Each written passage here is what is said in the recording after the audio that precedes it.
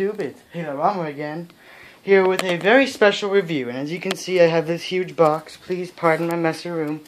I didn't expect this to come today. But, yeah, I got this huge box in the mail and suspecting it's for me. So, yeah. Let's crack this baby open and see what's inside.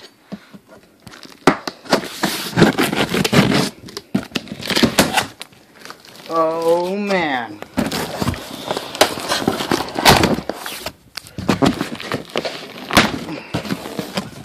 Take a good look at that. It is the giant-sized Godzilla. Give me a minute while I get this thing out of the box. All I have to say is, holy shit. This guy is way bigger than I expected him to be. They were not fucking around when they said this was a giant-sized Godzilla. Oh my gosh. I don't even know how to compare this. I mean, this is me compared to the box. What's up, YouTube? I don't even... Look at me. Damn! What the... How? Man, I am so baffled right now. Like, I can't even comprehend reality. I swear. This is awesome. Now, if you'll excuse me, I need to do something real fast. Okay, I'm back. Well, holy shit, is this guy ginormous. And I apologize for my heavy breathing, I just got back from school. But, man, I did not expect him to be this big. Oh my gosh. Needless to say, I am incredibly impressed. Oh my god. Oh my god, he is... Oh my god, I can't even comprehend this right now. This is the biggest Godzilla figure I've ever seen in my entire life. Oh man, this is awesome. Well anyway, let's get on to the box. So, first on the box we have, it says, you know, swinging tail, giant-sized Godzilla, which is damn right he is.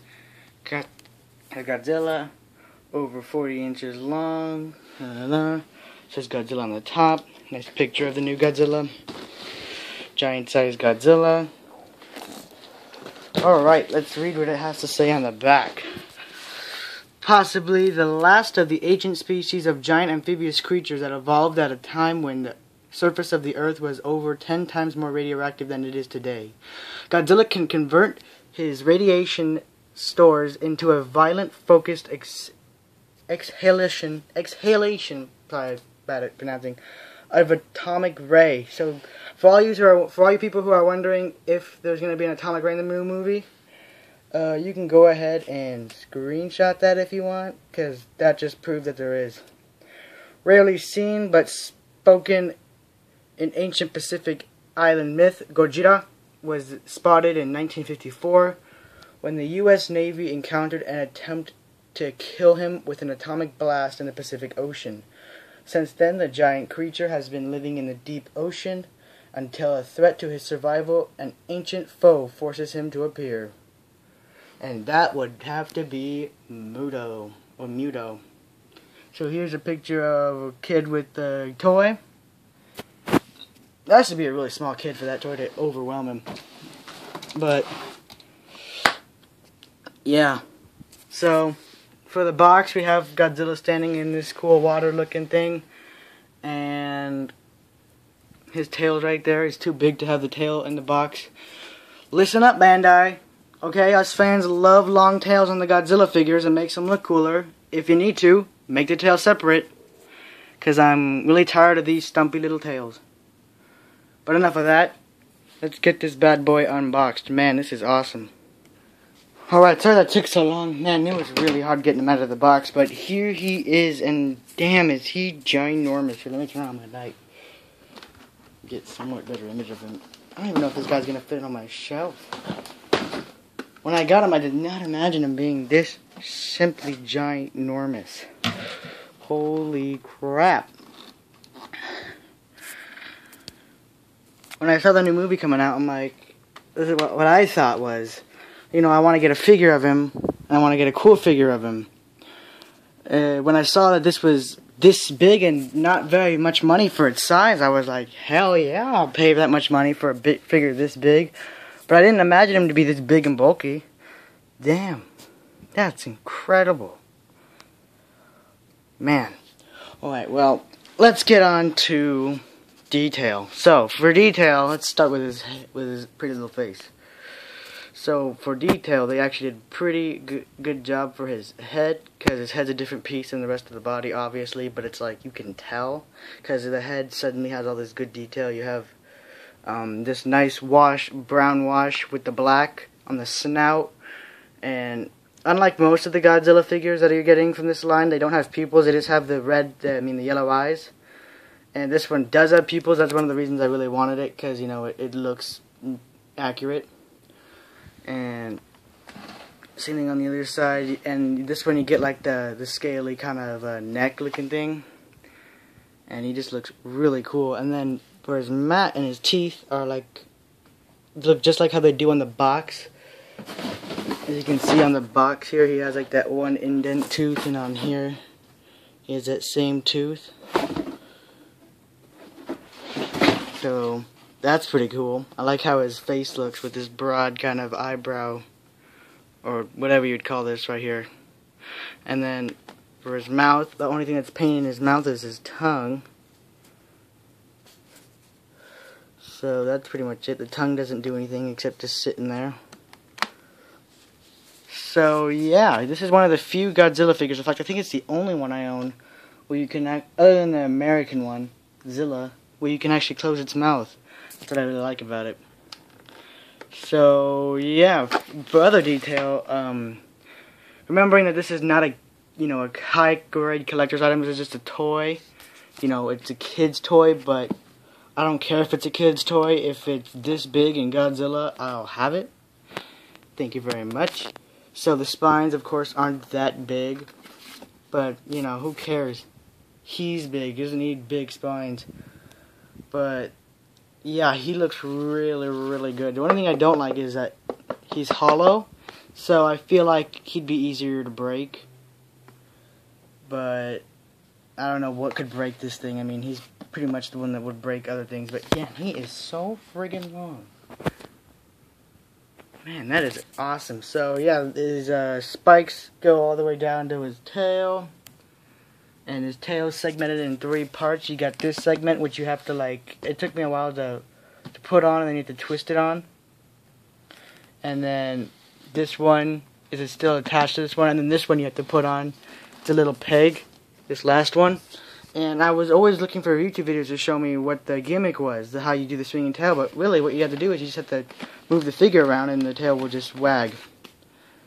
So yeah, the spines are just rubber. In the videos I watched, reviews, they made it look like these are a lot softer rubber than they are. These are actually kind of a harder, more stern rubber than what I thought it was, which is really cool. I mean, my personal opinion is that they didn't make the spikes long so it wouldn't, hurt the children. But the spikes are already rubber, so they can't hurt anyone. So it's either Jakks Pacific could have made either long rubber spikes or short plastic spikes. But I would have liked long rubber spikes because, it looks a lot more intense. But who cares? And then on the leg, can't really see it, but on the leg you have all these scales and warts, and it looks really aquatic. All the way down to his brachiosaur feet.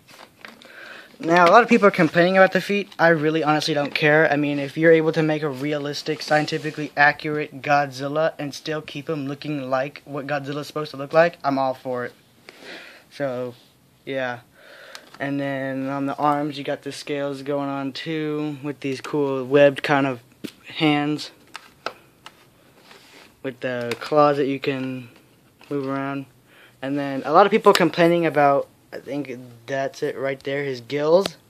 Those are gills, because if you look in the picture right here, you can clearly see that they're gills.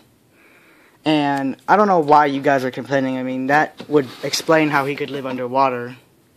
So, I like it. I think it's realistic.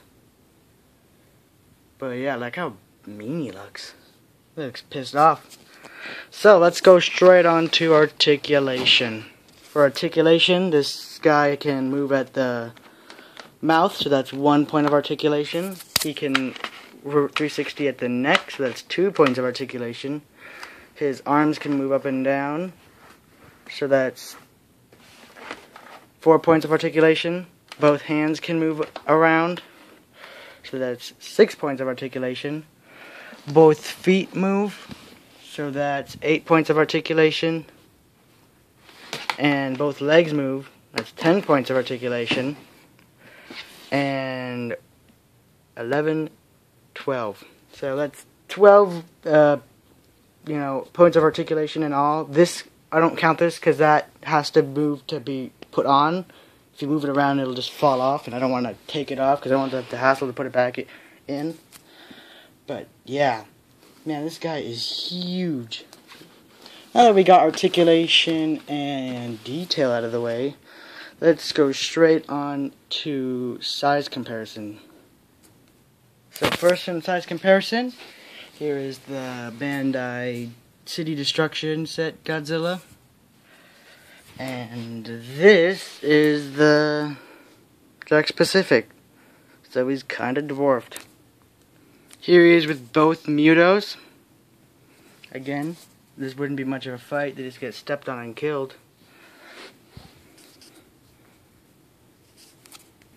The Trendmaster's Claw Attack Zilla.